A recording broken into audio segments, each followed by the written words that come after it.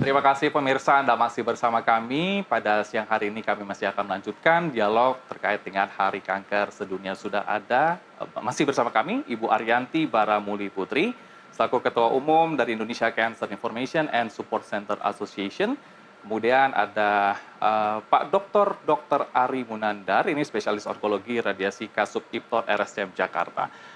Dokter, tadi kita sudah membahas begitu ya bagaimana screening dini itu perlu dilakukan, kemudian juga bagaimana sebenarnya di Indonesia sendiri yang paling tinggi kankernya seperti apa. Nah, sekarang kita akan bahas tentang pengobatannya sendiri. Dari segi medis, pengobatan kanker di Indonesia itu apa yang dilakukan?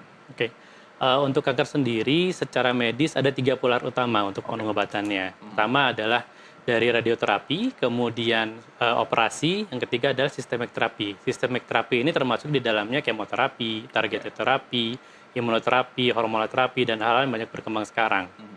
Nah, tiga pilar itu yang memang menjadi tata laksana utama dari kanker. Jadi apapun jenis kankernya dan tergantung jenis dari stadiumnya, biasanya nanti akan menentukan apakah kanker ini misalnya ini kita operasi dulu, setelah operasi kita lakukan radiasi, atau memang jenis kanker ini ini langsung kemo dan radiasi, atau ada kanker tertentu yang hanya kemoterapi saja. Nah, itu tergantung dari kanker dan stadiumnya dan jenisnya. Tapi pilarnya tetap tiga utama itu.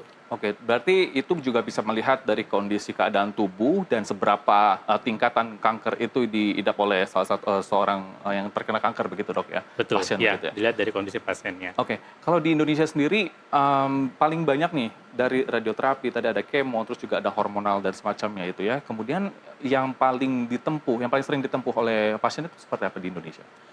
Kalau bicara yang paling sering ditempuh, tiga modalitas ini punya peranan yang kurang lebih sama. Oke. Cuman memang kita kalau bicara tentang masalah stadium, di Indonesia sendiri ini saat ini tadi, karena salah satunya awareness yang masih kurang, seringkali pasien datang karena sudah kondisi yang kanker yang sudah stadium lanjut.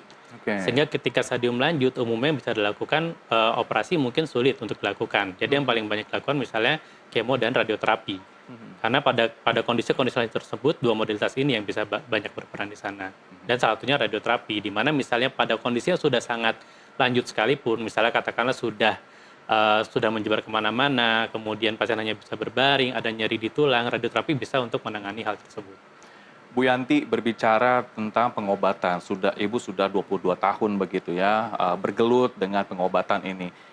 Bisa disampaikan dan di-sharing juga kepada pemirsa ini bagaimana sebenarnya Ibu menjalani untuk bisa sampai saat ini, bisa dikatakan juga sebagai penyintas gitu, survive gitu, dalam kanker ini, seperti apa? Ya, tadi sebagaimana saya katakan, saya terselamatkan karena sadari periksa payudara sendiri dan langsung cepat ke dokter. Inilah kunci sebenarnya. Jadi sejak awal itu sudah ada kuncinya yang utama. Lalu kemudian dari diagnosis yang sudah ditegakkan sampai ke pengobatan juga sangat cepat. Jadi diagnosis yang ditegakkan itu tidak sampai 1 minggu saya sudah dioperasi. Kemudian setelah operasi saya sudah menjalankan tadi yang seperti dokter Ari sampaikan, sistemik terapi ya, kemoterapi dan sebagainya. Jadi pengobatan itu bukan hanya sisi obat, tetapi harus sesuai jadwal yang sudah direncanakan oleh dokter. Oke, artinya konsisten jadi harus juga tepat ya? waktu. Itu juga kunci keduanya. Lalu kemudian pengalaman saya yang ketiga yaitu seimbang, balance ya, pola hidup sehat. Kalau sekarang dari Kemenkes itu disampaikan cerdik, C-nya itu cek kesehatan, E-nya asap rokok, rajin olahraga, diet seimbang, istirahat yang cukup dan kelola stresnya. Lalu saya tambahkan kenali kankernya, karena kalau kita tidak mengenal kankernya kita tidak bisa berdamai, kita tidak bisa bercerita dengan dokter, karena dokter ini sekarang adalah sahabat daripada pasien. Tempat kita bertanya adalah dokter. Jadi cocok tema daripada World Cancer Day. Ini ya. Dan sebenarnya kalau Ibu 22 tahun itu mungkin pernah nggak sih mengalami up and down, artinya mungkin aduh saya jenuh nih untuk bisa melakukan konsultasi ke dokter. Tapi apa yang membuat Ibu semangat untuk bisa sampai survive sampai saat ini? Ya, jadi pada awalnya sih nggak langsung berobat ke dokter seperti yang saya sampaikan. Pada awalnya begitu terdiagnosis sempat mundur ya. Tapi ayah saya yang memberi nasihat, mendapatkan cobaan itu selain berdoa harus ikhtiar, nak. Iya, betul. tidak boleh langsung menyerah karena di pikiran saya sudahlah kalau memang sudah waktunya inilah waktu saya. Dan ayah saya bilang tidak, kita diberikan cobaan pasti bisa. Karena itulah kita mendapatkan dokter-dokter yang baik, yang cocok juga untuk kami. Dan juga kemudian dari sisi pola hidup juga harus berubah gitu ya. Jadi memang step by step tetapi bisalah. Artinya juga Tuhan melihat usaha yang kita lakukan begitu ya. Betul, betul. Dan tapi kalau waktu Ibu melakukan pengobatan ada pantangan makanan yang selama ini dilakukan? Untuk kasus saya tidak ada. Tidak ada. Ya, dan juga kebetulan saya juga ke dokter gizi ya, jadinya cukup baiklah untuk. Jadi tidak cari-cari berita yang kurang, dari mana-mana yang bingung, begitu ya. tetapi langsung aja ke dokter bikin simpang gizi. siur juga Iya, gitu ya. betul. Nah ini tadi Ibu juga mungkin kita agak flashback begitu ya, ketika Ibu telah menemukan tadi sebelum dilakukan screening gitu, setelah melihat adanya benjolan di payudara. Kemudian juga apa yang membuat Ibu itu tidak khawatir untuk bisa mengecek itu ke dokter? Karena kan begini ya, permasalahan masyarakat ataupun juga pasien pengidap kanker ini, mereka tuh khawatir kayak saya takut nih ke dokter, takutnya didiagnosis A, B, C, D gitu. Dan itu yang justru akan semakin parah ke belakangnya. Itu bagaimana dari Ibu sendiri? Ya itulah tadi yang saya sampaikan, dukungan keluarga ya. Pertama penguat dari orang tua saya selalu menemani. Yang kedua yaitu rumah sakit dan dokter yang memang ahlinya, ahli kanker. Jadi kami mempunyai kepercayaan dan yakin bahwa dengan dokter dan rumah sakit tersebut kami bisa bersama-sama menjalani pengobatan kanker. Tapi kalau untuk pengobatan sendiri gitu ya, tadi selain medis, apakah ada juga non medis yang dilakukan? Ya, itu kalau non medis tentunya secara psikologis kita ya itu harus kita. Yang tadi disampaikan kelola stres. Kelola stres itu penting itu paling gitu ya. penting. Dan juga pasien itu perlu bantuan dari apa tantangan mereka. Misalnya pasien itu kan berbeda ya tantangannya. Ada yang rumahnya jauh dari rumah sakit, tantangannya adalah keuangan, tantangannya adalah transportasi. Kalaupun berobat di di rumah sakit, tinggal di mana kan? Jadi harus ada rumah singgah misalnya untuk yang kurang mampu. Tapi bersyukur ada BPJS. Ya. Oke, dokter ini tadi juga ada yang menarik begitu ya, kelola stres. Saya pernah dengar begitu, saya punya mungkin bisa dicerita sedikit gitu ya, keluarga saya itu pengidap kanker begitu. Suatu saat waktu itu dokternya menyarankan jangan pernah ada rasa benci, rasa marah, terus pikiran yang berlebihan begitu ya, orang-orang negatif. Itu tuh bisa mengakibatkan sel kanker itu membesar atau seperti apa, Dok? Oke. Kaitannya itu kan sebenarnya ketika kita memiliki rasa stres, rasa benci atau tadi segala macam itu kan kaitannya ke daya tahan tubuh kita. Itu kan berpengaruh ke imunitas kita. Dan salah satu yang berpengaruh di dalam pengobatan kanker atau menangani kanker itu adalah salah satu daya tahan tubuh. Ketika daya tahan tubuh makin lemah, memang kanker juga akan semakin mudah berkembang. Seperti itu, kurang lebih seperti itu. Nggak bisa tidur ya, Dok? Nggak bisa tidur. Nggak bisa tidur juga pengaruh ya. Iya, jadi sebenarnya sih memang kalau kita kembali ke konsep utamanya ya, kenapa sih pasien itu atau orang itu takut dengan kanker? Karena kan identik ketika orang terdiagnosis kanker adalah kematian gitu kan. Nah, itu yang harus disampaikan bahwa kanker itu bukan kematian. Gitu. Mungkin kita bisa meninggal karena kita meninggal kanker, tapi bukan berarti ketika kita meninggal kanker kita akan meninggal karena kanker itu gitu. Masih banyak penyebab lain yang menjadi faktor kematian gitu kan.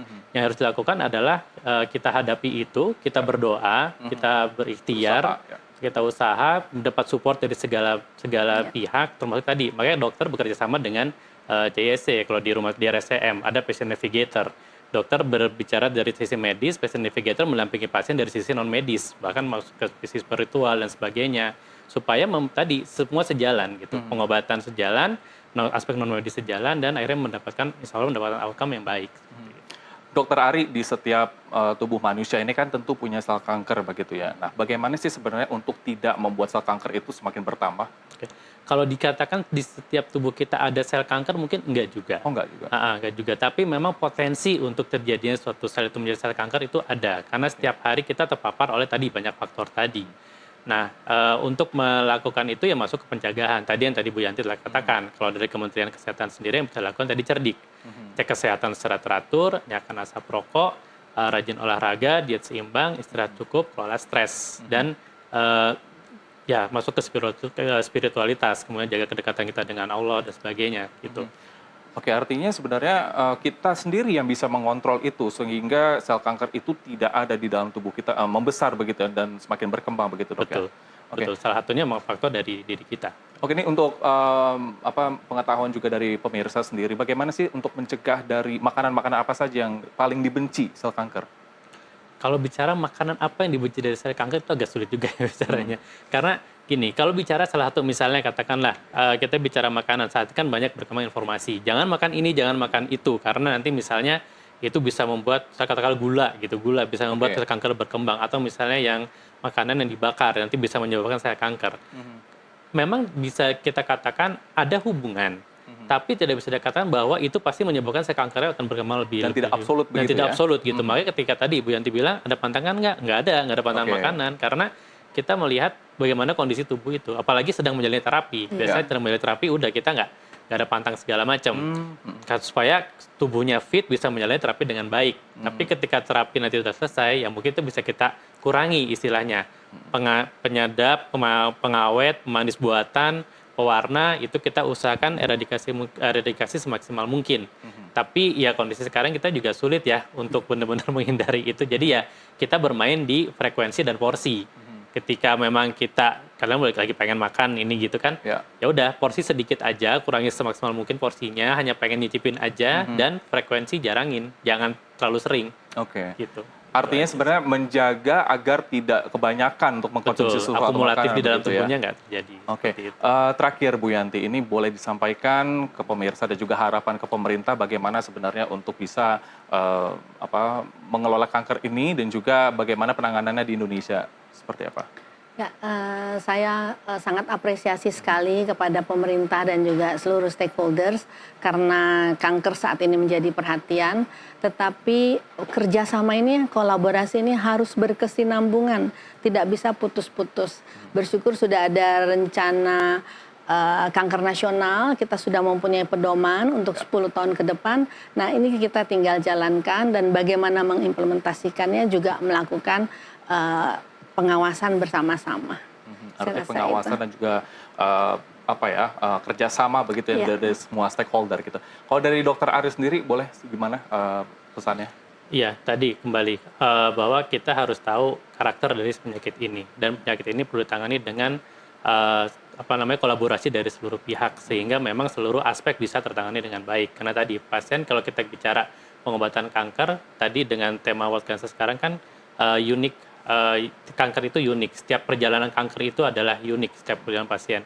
Sehingga memang pasien itu butuh dari segala aspek, baik dari medisnya, non medisnya, spiritualnya, kemudian juga aspek-aspek lain, misalnya akses dan segala macam. Nah itu harus kita kendalikan dengan baik. Ya, yang penting artinya kita sendiri tetap semangat bisa untuk menjalani ini semua dan menjalani pengobatan. Karena Iya. tentu juga pasti jenuh begitu ya untuk bisa Jenuh itu menjalani ada. rangkaian panjang untuk pengobatan. Bergabung sama organisasi pasien. Bergabung Nah, salah ya. satunya juga itu seperti memberikan itu. semangat untuk para yang pengidap kanker begitu ya. Baik, terima kasih Ibu Yanti dan Dokter Ari untuk waktunya di NTV Today. Semoga apa yang tadi disampaikan bermanfaat buat pemirsa di rumah ya. Terima kasih. Ya, baik. Dan pemirsa itulah perbincangan kita hari ini dalam hari tema World Cancer Day 2025-2027 United by Unique. Dan pemirsa NTV Today saksikan NTV Today dari hari Senin sampai Jumat pukul 11 waktu Indonesia Barat. Saya Helmut Timothy pamit undur diri. Terima kasih dan sampai jumpa.